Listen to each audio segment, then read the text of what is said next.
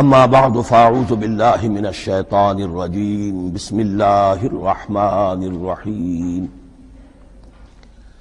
الحمد للہ رب العالمین الرحمن الرحیم مالک یوم الدین ایاک نعبد وإیاک نستعین اہدنا الصراط المستقیم صراط الذين أنعمت عليهم غير المغضوب عليهم ولا الضالين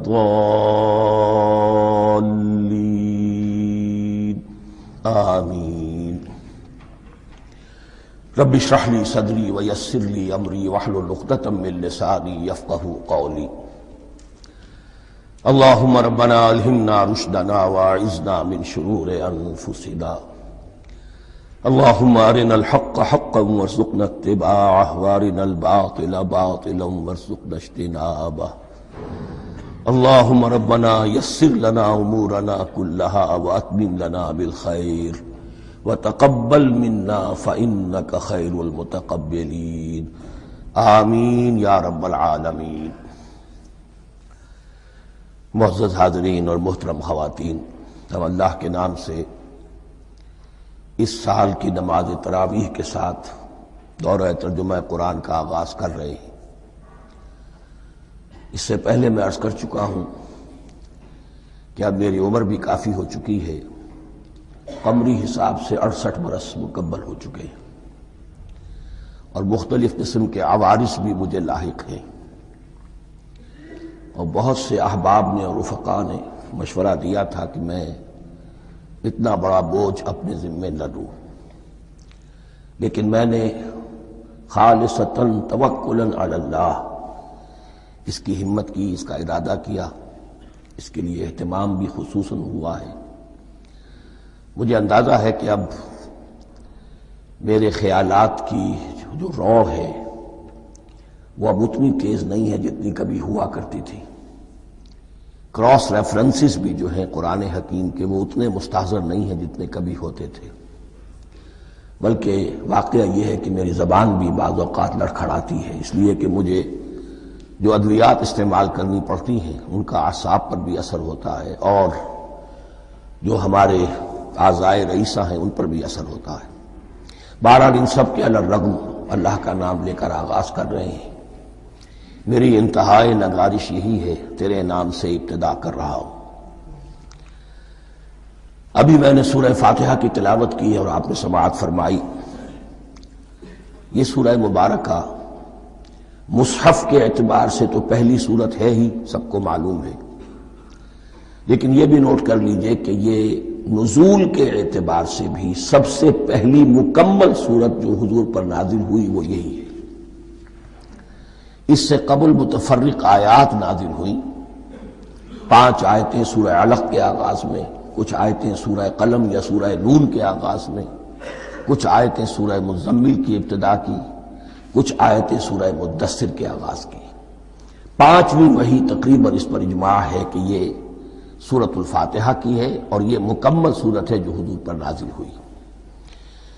سورۃ الفاتحہ کے معنی ہوئے افتتاحی سورت، فتح یفتح کے معنی ہے کھولنا، مفتاح کنجی کو کہتے ہیں، چابی کو۔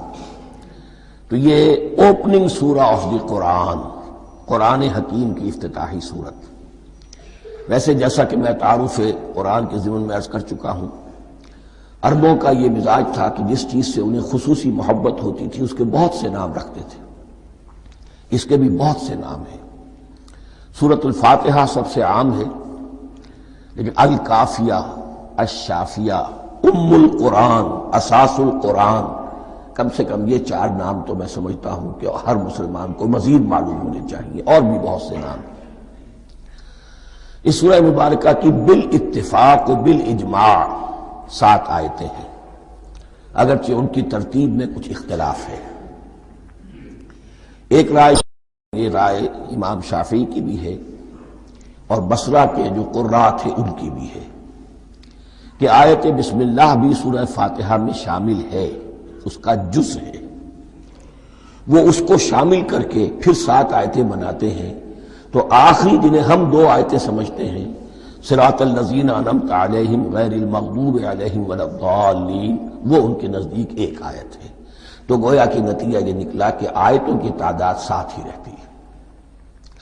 امام ابو حنیفہ رحمۃ اللہ علیہ کا موقف اور کوفے کے جو قراء تھے ان کا بھی موقف یہ ہے کہ آیت بسم اللہ نہ سورہ فاتحہ کا جز ہے نہ کسی اور سورت کا جز ہے، سوائے ایک مقام پر جہاں حضرت سلیمان علیہ السلام کا خط جو ہے نقل ہوا ہے، جنہوں نے ملکہ سما کو لکھا تھا انہ من سلیمان و انہ بسم اللہ الرحمن الرحیم، تو قرآن کے متن میں صرف اسی جگہ پر یہ آیت شامل سمجھتے ہیں، باقی یہ صرف علامت کے طور پر کہ یہاں سے ایک نئی سورت شروع ہو رہی ہے درج کی گئی ہے۔ اس سورہ مبارکہ کو الصلاح قرار دیا گیا ایک حدیث میں، اس کا جو اسلوب ہے وہ دعا کا ہے، اور دعا کے ساتھ اس کی جو مناسبت ہے، اور پھر اسی کی وجہ سے ہماری نماز کا یہ جزو لا ینفک بنا دیا گیا، بلکہ ایک حدیث جو میں آپ کو سناؤں گا اس میں اسی کو نماز قرار دیا گیا، الصلاح یہی ہے۔ ویسے وہ حدیث مبارک موجود ہے، من لم یقرأ بفاتحۃ الکتاب لا صلاۃ لمن لم یقرأ بفاتحۃ الکتاب، جو شخص سورہ فاتحہ کی تلاوت نہیں کرتا اس کی کوئی نماز نہیں۔ اس کے حوالے سے بھی ہمارے ہاں 2 مسلک ہیں، ذکر صرف اس لیے کر رہا ہوں کہ آپ کے علم میں ہو، ان میں کوئی بنیادی فرق نہیں ہے، کسی بھی ایک رائے کا انسان قائل اور حامل ہو سکتا ہے بغیر اس کے کہ دوسرے کو بالکل غلط قرار دے، بلکہ یہ کہ اس کے لیے بھی گنجائش اپنے ذہن میں اور اپنے دل میں رکھے۔ تو ایک رائے یہ ہے کہ یہ میں کیا عرض کر رہا تھا، کوئی بھول گیا ہوں۔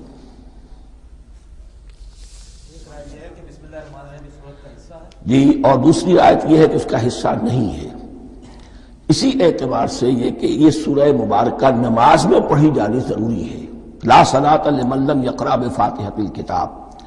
البتہ یہ اختلاف ہے، یہ بات جو میں ذکر کر رہا تھا جو ذہن سے نکل گئی، کہ آیا مقتدی جو ہے امام کے پیچھے کھڑا ہو کر جب نماز پڑھ رہا ہو تو کیا اس صورت میں بھی اس کے لیے لازم ہے کہ سورہ فاتحہ پڑھے؟ اس میں 2 رائے ہو گئی، بلکہ 3۔ ایک رائے انتہائی ہے اور وہ فقہ حنفی کی طرف منسوب ہے کہ اگر آپ امام کے پیچھے مقتدی کی حیثیت سے نماز پڑھ رہے تو کسی بھی رکعت میں آپ سورہ فاتحہ نہیں پڑھیں گے۔ ایک دوسری بالکل برعکس رائے ہے، وہ امام شافعی رحمۃ اللہ علیہ کی ہے کہ ہر حالت میں چاہے امام جہری رکعت پڑھا رہا ہو جس میں وہ بلند آواز سے سورہ فاتحہ پڑھ رہا ہو، اور چاہے وہ سری رکعت ہو، ہر حالت میں مقتدی کو بھی پڑھنی ہے۔ ایک تیسری رائے بین ہے، وہ امام مالک کی ہے رحمۃ اللہ علیہ، کہ جو سری رکعت ہے جس میں کہ امام بھی خاموشی سے پڑھ رہا ہے مقتدیوں کو بھی پڑھنی چاہیے، جو جہری رکعت ہے جس میں کہ امام بلند آواز سے پڑھ رہا ہے اس میں مقتدیوں کو خاموش رہ کر پوری توجہ جو ہے سننے پر صرف کر دینی چاہیے۔ اذا قرئ القرآن فاستمعوا له وانصتوا، جب قرآن پڑھا جا رہا ہو تو پوری توجہ اس کے پڑھنے پر مرکوز کر دو اور خود خاموش رہو۔ میرے اپنی رائے میں یہ تیسری رائے سب سے زیادہ صائب ہے، اور اس میں کسی طرح کی بھی کوئی پیچیدگی پیدا نہیں ہوتی۔ بہرحال اس سورہ مبارکہ کا جو اسلوب ہے میں نے عرض کیا دعائیہ ہے، البتہ قرآن مجید کے علم اور حکمت کے اعتبار سے، اس کے فلسفے کے اعتبار سے ایک بات سمجھ لینی چاہیے۔ قرآن کا فلسفہ یہ ہے کہ بنیادی ہدایت ہر انسان کے دل میں موجود ہے، بالقوہ، پوٹینشلی۔ یہ جو قرآن مجید یا اللہ کی کتابیں نازل ہوتی ہیں یہ انہیں ایکٹیویٹ کرتی ہیں، وہ اندر کی جو ڈورمنٹ کانشسنس ہے، خوابیدہ شعور جو ہے اسے بیدار کر کے، اور پھر یہ کہ اسے اجاگر کرتی ہیں۔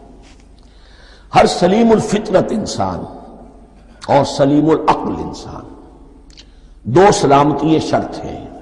سلیم الفطرت، نیچر پرورٹڈ نہ ہو، فطرت مسخ نہ ہو گئی ہو، عقل سلیم ہو، ان دونوں چیزوں کا نتیجہ یہ نکلتا ہے کہ وہ انسان از خود، بغیر کسی وحی کی رہنمائی کے، بغیر کسی نبی کی تعلیم کے سے استفادہ کیے ہوئے از خود بھی کچھ حقائق تک پہنچ جاتا ہے، اور وہ حقائق کیا ہے؟ نمبر ایک یہ کہ اس کائنات کا ایک خالق ہے اور وہ ایک ہے، اور وہ تمام صفات کمال سے متصف ہے۔ نمبر دو یہ کہ انسان کی زندگی صرف یہ زندگی نہیں ہے، بلکہ ایک اور زندگی ہے کہ جس میں اس زندگی کے اعمال کے نتائج برآمد ہوں گے۔ یہ دو باتیں، اس کی زیادہ وضاحت کے ساتھ جو ہے اس کا تذکرہ آئے گا سورہ لقمان میں، جہاں حضرت لقمان کی شخصیت کا تذکرہ ہے۔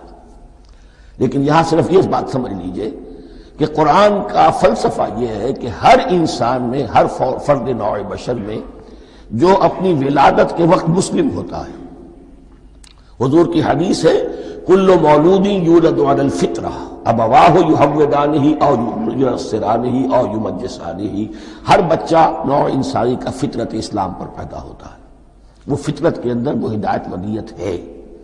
اب اگر وہ فطرت بس نہیں ہوئی اور عقل جو ہے وہ صحیح رخ پر کام کر رہی ہے تو ان دو حقائق تک وہ انسان خود پہنچ جائے گا۔ لیکن ان دونوں حقائق تک پہنچنے کے بعد اب وہ دست بستہ دعا کرے گا کہ اے رب اب مزید ہدایت تو مجھے عطا فرما۔ ایک تو یہ کہ میں کیا کروں کیا نہ کروں، میری عقل اس میں ٹھوکر کھا سکتی ہے، میں کسی اچھی چیز کو بری سمجھ سکتا ہوں، کسی بری کو اچھی سمجھ سکتا ہوں، تو مجھے صحیح راستہ، صحیح راہ ہدایت پر چلا۔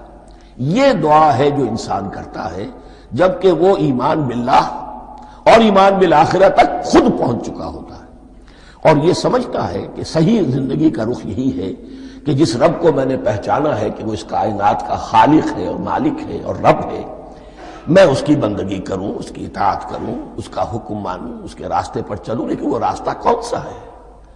اس کے لیے پھر دست بدعا ہوتا ہے کہ پروردگار تو میری رہنمائی فرما۔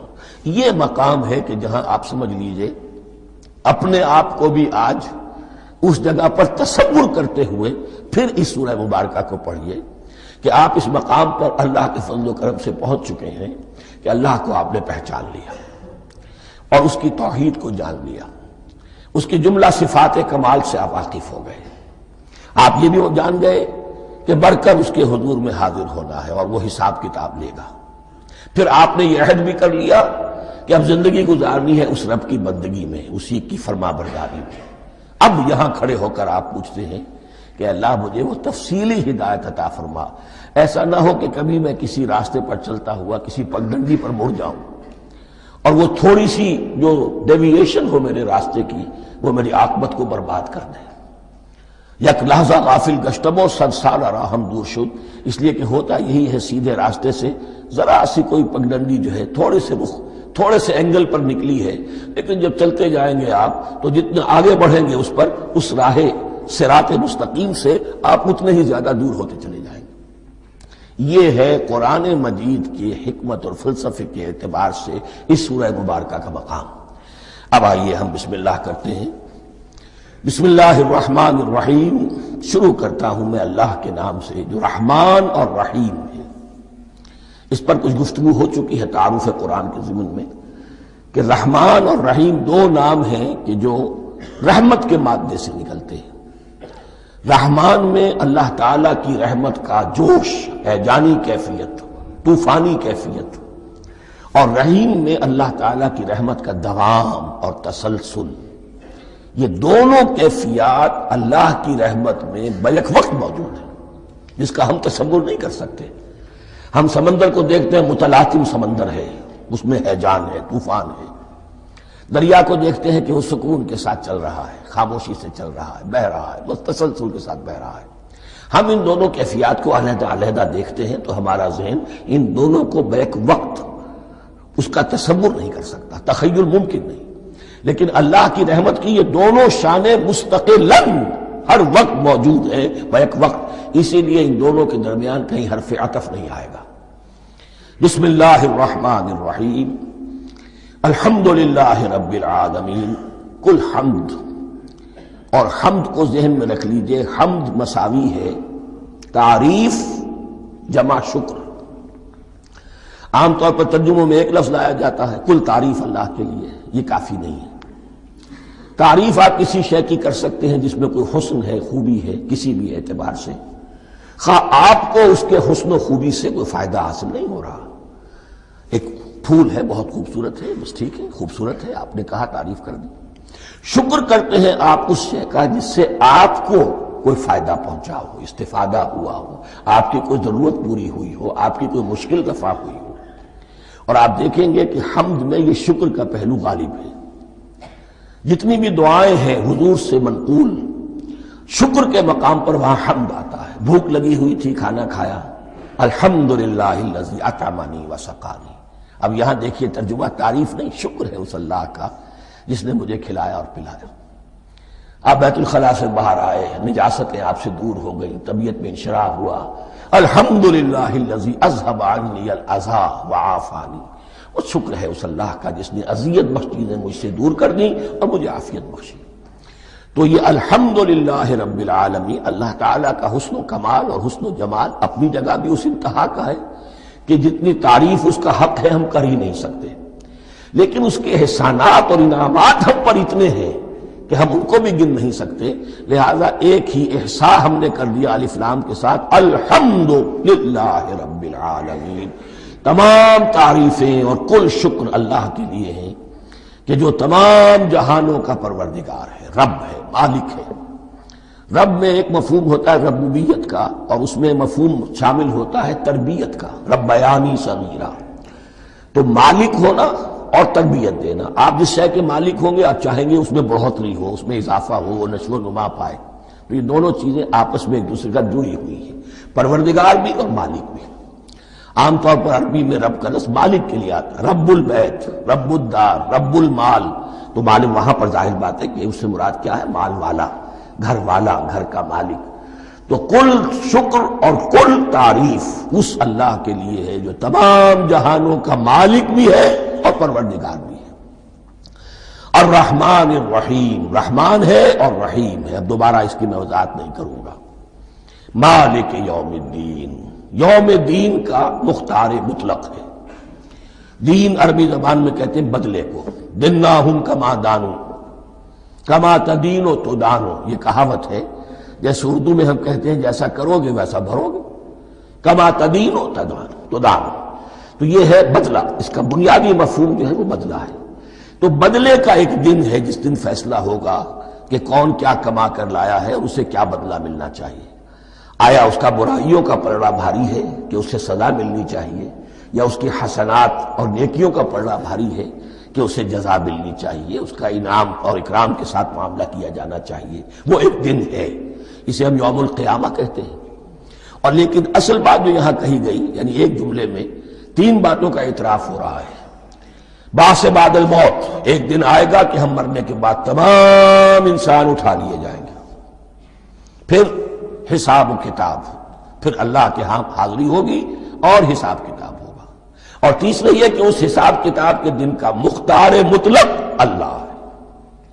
یعنی کسی اور کو اپنے ذہن میں سہارا بنا کر آپ زندگی گزاریں کہ وہ مجھے چھڑا لے گا، یا وہ ہستی جو ہے اتنی زوردار ہے کہ وہ مجھے بچا لے گی. اس سے اپنے دل کو، اپنے ذہن کو بالکل پاک کر لیجئے. مالک یوم الدین، ایک دوسری جگہ پر قرآن میں آیا ہے اس روز کوئی پکارنے والا پکارے گا لمن الملک اليوم للہ الواحد القہار. آج کے دن کس کا اختیار مطلق ہے؟ اور پھر کہا جائے گا اللہ کے لیے الواحد قہار، جو پوری طرح چھایا ہوا ہے، بس تولی ہے. تو مالک یوم الدین، جو جزا و سزا کے دن کا مالک ہے. اب یہاں سے کلام ایک رخ بدل رہا ہے. ابھی تک تو یہ غائبانہ انداز میں کلام ہو رہا ہے، اللہ سے خطاب نہیں آیا اس میں ابھی. الحمدللہ رب العالمین الرحمن الرحیم مالک یوم الدین. اب خطاب ہے ایاک نعبد و ایاک نستعین، ہم صرف تیری ہی بندگی کرتے ہیں اور کریں گے، اور ہم صرف تجھ ہی سے مدد مانگتے ہیں اور مانگیں گے. یہ ترجمہ میں کیوں کر رہا ہوں کہ یہ فعل مضارع ہے. عربی زبان میں فعل مضارع حال اور مستقبل دونوں کو کور کرتا ہے. ایاک کا جو ہے مفعول فاعلی جو ہے، مفعول جو ہے اس میں ضمیر مفعولی اسے پہلے لا کر حشر کا مضمون پیدا ہو گیا. ہم تیری بندگی کرتے ہیں نہیں، ہم تیری ہی بندگی کرتے ہیں اور کریں گے. حال میں ترجمہ کیجئے تو یہ اظہار حال ہے، اور مستقبل میں ترجمہ کیجئے تو یہ ایک عہد ہے، قول و قرار ہے، بہت بڑا معاہدہ ہے۔ وَإِيَّاكَ نَسْتَعِينُ، اور صرف تجھ ہی سے مدد مانگتے ہیں اور مانگیں گے۔ اس میں بھی حال کا ترجمہ اظہار حال، اللہ کرے کہ واقعی ہمارا حال وہی ہو، جب ہم یہ الفاظ کہتے ہیں تو واقعتاً ہم اس پر پورے اتر رہے ہوں کہ اسی کی بندگی کر رہے ہوں اور اسی سے ساری استعانت اور استمداد کر رہے ہیں۔ جہاں تک مستقبل کا تعلق ہے وہ پھر ایک عہد ہے۔ اہدنا الصراط المستقیم، یہ مقام وہ آ گیا کہ یہاں تک تو اے پروردگار ہم پہنچ گئے، تیرے فضل سے، تیرے کرم سے۔ فطرت سلیمہ بھی تیری عطا کردہ تھی، عقل سلیم بھی تیری ودیعت کردہ تھی، ان دونوں کی روشنی سے ہم یہاں تک تو پہنچ گئے۔ اب ہماری جو ضرورت ہے، احتیاج ہے، وہ کیا ہے؟ اہدنا الصراط المستقیم، ہدایت بخش ہمیں سیدھے راستے کی۔ یہاں دو باتیں سمجھ لیجئے۔ انفرادی سطح پر انسان کے لیے نہ معلوم کتنے مرحلے آتے ہیں ہر روز کہ جس میں وہ ایک ٹھٹک کر کھڑا ہو جاتا ہے، یہ کروں یا یہ کروں، دو آلٹرنیٹو سامنے آ رہے ہیں، فیصلہ کرنا مشکل ہو رہا ہے۔ قدم قدم پر ہدایت کی ضرورت ہے، اور اجتماعی طور پر نوع انسانی تین بڑے بڑے تمدنی مسائل میں واقعہ یہ ہے کہ تسلیم کر لیا جانا چاہیے کہ عقل انسانی اس کو راستہ نہیں دکھا سکتی۔ عام معاشرتی سطح پر مرد اور عورت کے درمیان حقوق اور اختیارات کا کیا توازن ہو، ناممکن ہے، انسان طے نہیں کر سکتا۔ انسان یا مرد ہے یا عورت ہے۔ عورت سوچے گی اپنے جذبات کا، اپنے خیالات کا لحاظ رکھے گی، مرد کے جذبات و احساسات کا اس کا کوئی تصور ہی ممکن نہیں۔ مرد سوچے گا اسے اپنے احساسات معلوم ہے، لیکن یہ کہ عورت کے احساسات سے وہ نابلد ہے، ان کو محسوس کر ہی نہیں سکتا۔ لا محالہ وہ اپنے بارے میں وہ جو بھی نظام بنائے گا اس میں وہ اپنی بالادستی رکھے گا۔ وہ تو ایک ہی ہستی ہو سکتی ہے کہ جو دونوں کی خالق ہے، مرد کی بھی عورت کی بھی، اور اس کو دونوں سے محبت ہے، دونوں کا خیر خواہ ہے، دونوں کا رب ہے، دونوں کو پروان چڑھانا چاہتا ہے۔ اسی طرح فرد اور معاشرہ یا ریاست، حکومت اور ریاست ہمیشہ یہ چاہتی ہے کہ سارے اختیارات ہمارے ہاتھ میں آ جائیں، ٹوٹلیٹیرین سوسائٹی ہو، بس ہم حکم دیں اور لوگ اس پر چلیں۔ افراد یہ چاہتے نہیں، ہمیں آزادی ہونی چاہیے۔ اب آپ دیکھیے کہ دنیا میں کتنے جھگڑے چلتے ہیں اسی پر، فریڈم فریڈم فریڈم۔ وہ فریڈم واقعتاً اپنی جگہ پر ایک شے ہے، افراد کی آزادی ہونی چاہیے، لیکن افراد کی آزادی اتنی نہ ہو جائے کہ وہ مادر پدر آزاد ہو جائے، کوئی قانون، کوئی قاعدہ، کوئی اخلاقی کوئی حدود اور قیود جو ہے ان کا پابند نہ رہے۔ تو اب کہاں ہے وہ نقطہ اعتدال کہ جس میں انسان کی انفرادی آزادی، انفرادی اختیار اور ادھر اجتماعی مصلحتیں جو ہیں ان کو بیلنس کیا جا سکے؟ انسان طے نہیں کر سکتا، صرف اللہ ہی اس کے لیے نظام دے سکتا ہے۔ تیسرا مسئلہ ہے سرمایہ اور محنت، اس میں کیا توازن ہو؟ سرمایہ اور محنت دونوں مل کر کچھ بنا رہے ہیں، کچھ پروڈیوس کر رہے ہیں۔ اب اس میں نفع جو ہوا ہے اس میں سرمایہ کا کتنا حصہ ہونا چاہیے اور لیبر کا کتنا ہونا چاہیے، کون طے کر سکتا ہے؟ اس کے لیے بھی کہ ایسا نہ ہو کہ سرمایہ داری جو ہے آکاش بیل بن کر پورے معاشرے پر چھا جائے، اور غریب بیچارہ، مزدور بیچارہ، کاشتکار بیچارہ وہ گویا کہ چکی کے دو پارٹوں میں پس کر رہ جائے، اس کی کوئی حیثیت نہ رہ جائے۔ لیکن یہ کہ دوسری طرف اگر یہ کہ مزدور کا جو حق ہے اس سے زیادہ اس کو دے دیا جائے تو سرمایہ جو ہے وہ سکڑ جائے گا، شائی ہو جائے گا، وہ پھر میدان میں نہیں آئے گا۔ کیا کیا جائے؟ کون سا نقطہ عدل و اعتدال ہے؟ یہ تین مسائل ایسے ہیں، اہدنا الصراط المستقیم۔ تو یوں سمجھیے کہ ایک جو بنیادی ہدایت تھی، ایک اللہ کو پہچان لینا، یہ جان لینا کہ کل حسن و جمال اور تمام انعام و اکرام کا منبع اس کی ذات ہے، وہ رحمان ہے اور رحیم ہے، اور یہ جان لینا کہ مرنے کے بعد جی اٹھنا ہے، حساب کتاب ہے، فیصلہ ہوگا جزا و سزا کا، اور مختار مطلق اس دن کا اللہ ہے۔ پھر یہ عہد کر لینا ایاک نعبد و ایاک نستعین۔ اس کے بعد دعا، پروردگار ہمیں ہدایت پر قائم رکھ، ہماری ہدایت میں اضافہ فرما۔ اس ہدایت کے لفظ کو سمجھ لیجئے، بنیادی ہدایت، تفصیلی ہدایت، قدم قدم پر ہدایت، ہدایت پر ہدایت۔ والذین اہتدوا زادہم ھدی، جو لوگ ہدایت کے راستے پر آتے ہیں اللہ ان کی ہدایت میں اضافہ کرتا ہے۔ تو یہ قدم قدم پر ہمیں ہدایت کی ضرورت ہے اور مرحلہ وار ضرورت ہے۔ ہدایت اس کو بھی کہتے ہیں کہ کسی نے آپ سے کوئی پتہ پوچھا، آپ نے کہا ادھر جانا، پھر دوسری گلی میں مڑنا، پھر جانا 2-3 لائٹیں چلے جانا، پھر مڑنا وغیرہ وغیرہ، یہ بھی ہدایت ہے، نظری طور پر آپ نے بتایا ہے۔ ایک ہدایت یہ ہوئی کہ بھائی میں چلتا ہوں آپ کے ساتھ، میں آپ کو وہاں تک پہنچا دوں گا تاکہ آپ کو دقت نہ ہو، آپ نے منزل تک پہنچا دیا۔ ان دونوں کے درمیان، یہ تو میں نے ایک فرد کی مثال دی ہے، اللہ اور بندے کے درمیان نہ معلوم کتنے مراحل ہیں ہدایت کے۔ تو کسی وقت بھی انسان اپنے آپ کو ہدایت خداوندی سے مستغنا نہیں سمجھ سکتا، اور نہیں تو پروردگار جو ہدایت دی ہے اس پر ہدایت پر قائم رکھ۔ کیا پتہ شیطان کا کوئی حملہ، کیا پتہ ہمارے نفس کی کوئی شرارت کسی ایسے رخ پر ہمیں ڈال دے کہ اب تک کی ساری کمائی بھی ضائع ہو جائے۔ لہذا یہ نہ سمجھیے کہ جب یہ ساری چیزیں ان کو معلوم تھی، ان چیزوں کا تو اقرار کر رہے تو اب ہدایت کون سی مانگ رہے ہیں؟ تو ہدایت کا تو بڑا میدان کھلا ہوا ہے، اور اس ہدایت کی وہ جو میں نے آخری شکل آپ کو بتائی ہے کہ منزل مقصود تک پہنچا دے، یہ ہدایت بھی قرآن مجید میں اس معنی میں بھی لفظ آیا ہے کہ اہل جنت جب جنت میں داخل ہوں گے تو جو ترانہ حمد ان کی زبان پر اس وقت ہوگا وہ کیا ہے؟ الحمدللہ الذی ہدانا لہذا وما کنا لنہتدی لولا ان ہدانا اللہ۔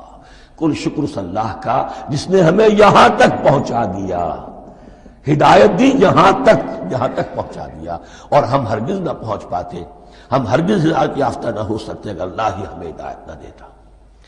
اہدنا الصراط المستقیم، سیدھا راستہ، صراط الذین انعمت علیہم، اب اس کی مزید وضاحت ہے، راستہ اس کا ان لوگوں کا جن پر تیرا انعام ہوا۔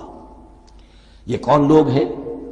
اس کی وضاحت آپ کو ملے گی سورہ نساء میں، من یطع اللہ والرسول فاولئک مع الذین انعم اللہ علیہم من النبیین والصدیقین والشہداء والصالحین۔ 4 طبقات ہیں منعم علیہم جن پر اللہ کا انعام ہوا ہے۔ چوٹی پر انبیاء کرام، اس کے بعد صدیقین کرام، اس کے بعد شہداء عظام، اس کے بعد عام صالح مسلمان، صالح ہو۔ یہ بیس لائن ہے، اس سے اوپر کا درجہ شہداء کا ہے، اس سے اوپر کا درجہ صدیقین کا ہے، اور پھر اس سے اوپر کا درجہ انبیاء کا ہے۔ انبیاء میں سے پھر وہ بھی ہوتے ہیں کہ جو اولو العزم میں من الرسل ہیں، لیکن یہ 4 طبقات ہیں، ان کے راستے پر ہمیں چلا۔ غیر المغضوب علیہم ولا الضالین، جو مغضوب علیہم نہیں ہوئے، جن پر تیرا غضب نہیں ہوا، اور غضب ہوتا ہے ان پر کہ جو ہدایت کے واضح ہونے کے بعد ہدایت کو ترک کر دیں، وہ ہے مغضوب علیہم۔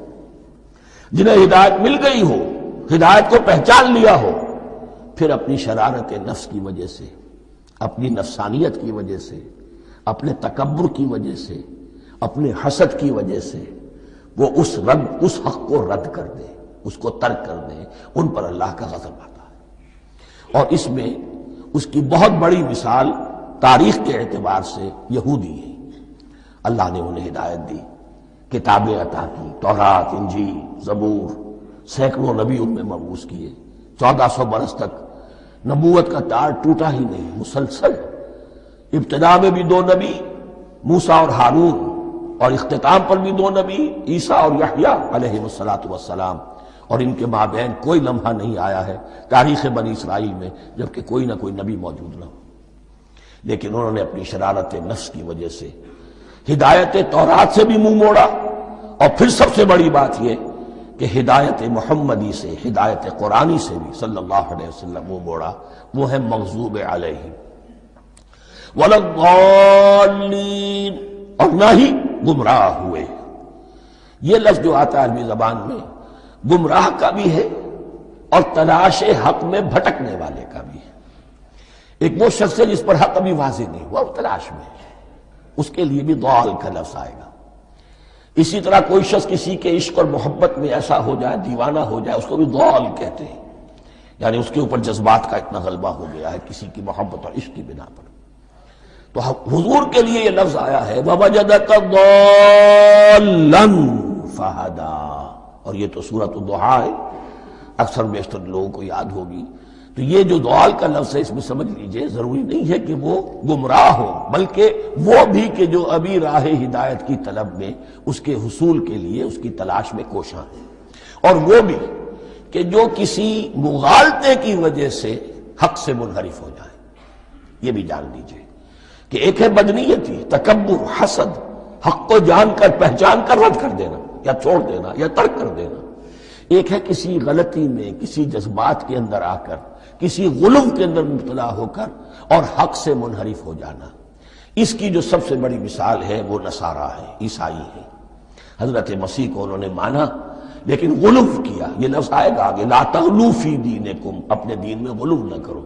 جیسے ہمارے ہاں بھی بعض لوگ ہیں جو حضور صلی اللہ علیہ وسلم کی تعریف میں، حضور صلی اللہ علیہ وسلم کے ساتھ اپنی محبت کے اظہار میں غلو کر جاتے ہیں. یہ انتہا درجے کو ہو گیا تھا حضرت مسیح علیہ السلام کے ماننے والوں میں، اور اس کی بنا پر انہوں نے تثلیث کا عقیدہ ایجاد کر لیا اور حضرت مسیح علیہ السلام کو اللہ کا بیٹا بنا دیا. تو اس کی سب سے بڑی مثال ضالین کی اس اعتبار سے کہ ہدایت پانے کے بعد کسی بدنیتی سے نہیں بلکہ کسی اچھے جذبے میں غلو کی وجہ سے. رسول سے محبت کرنا تو اچھا جذبہ ہے، لیکن یہ محبت بھی ایک حد میں رہنی چاہیے. غلو کرے گی تو ظاہر بات ہے کہ اس کے بعد وہ گمراہی کی طرف لے جائے گی.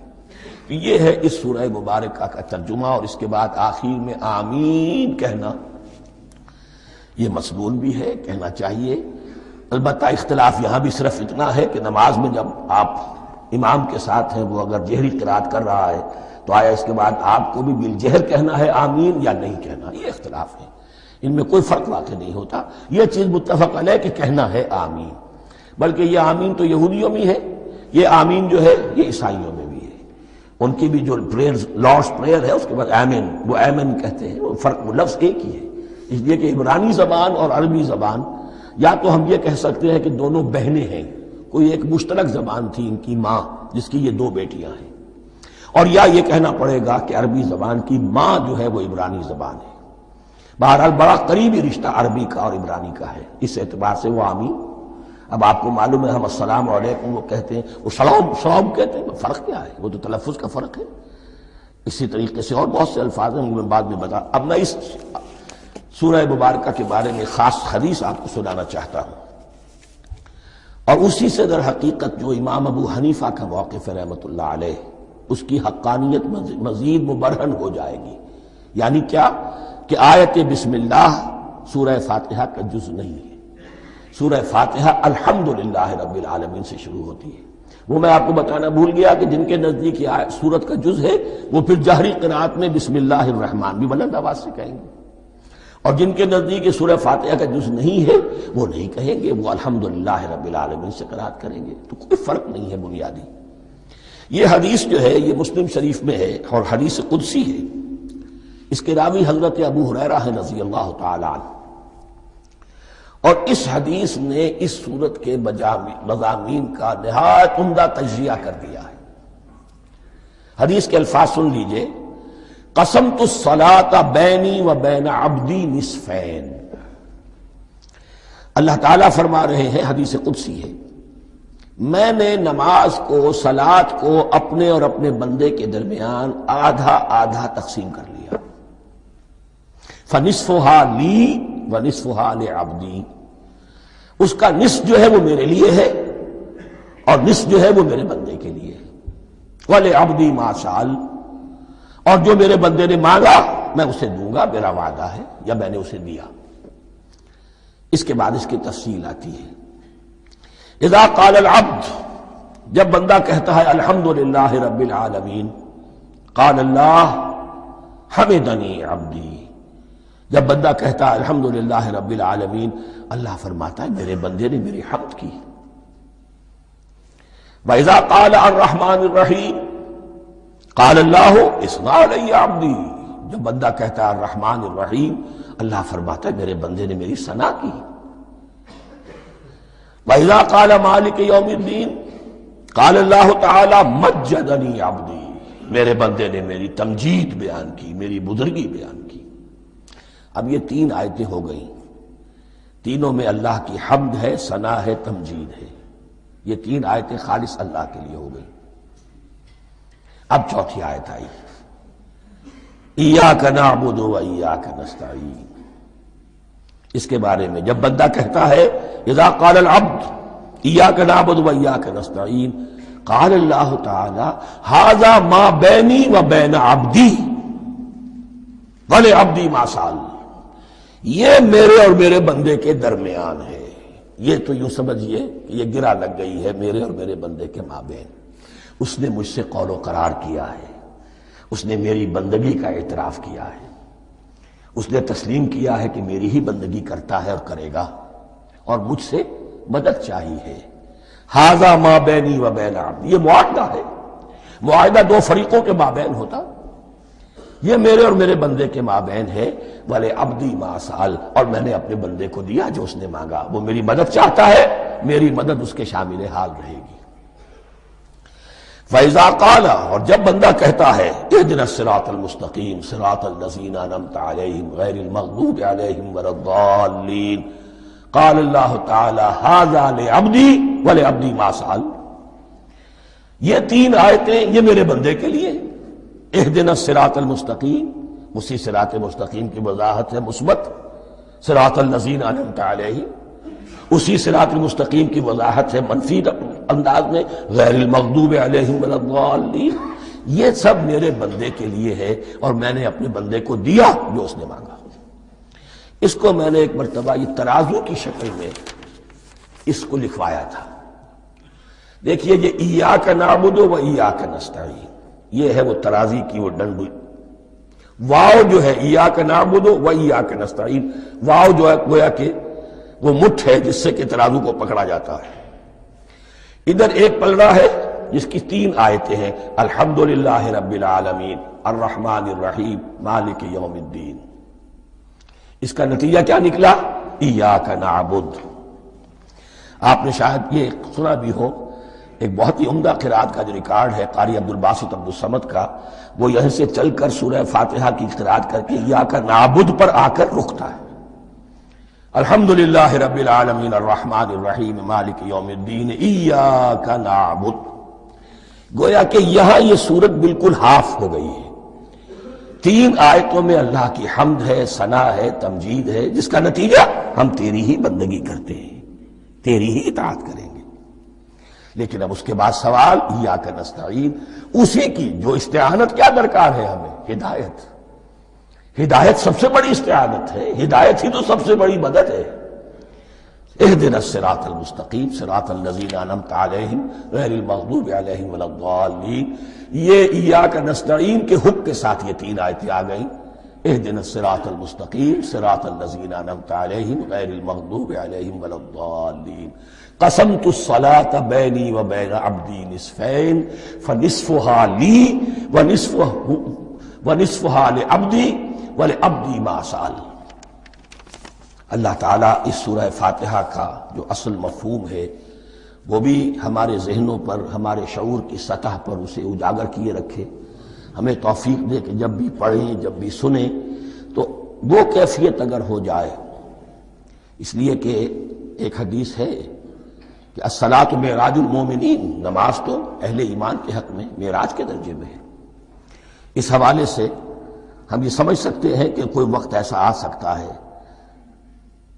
کہ انسان کو واقعتاً، روح انسانی واقعتاً اللہ کے یہ جواب سنے۔ انہونی بات نہیں ہے یہ، ہوتا ہے خطاب آخر، اٹھتا ہے حجاب آخر، کرتے ہیں خطاب آخر، یہ تو ہوتا ہے۔ مخاطبہ الہی، یہ تو میں نے عرض کیا کہ ثابت ہے، مخاطبہ، محادث اور تحدیث، اللہ بندوں سے کلام کرتا ہے۔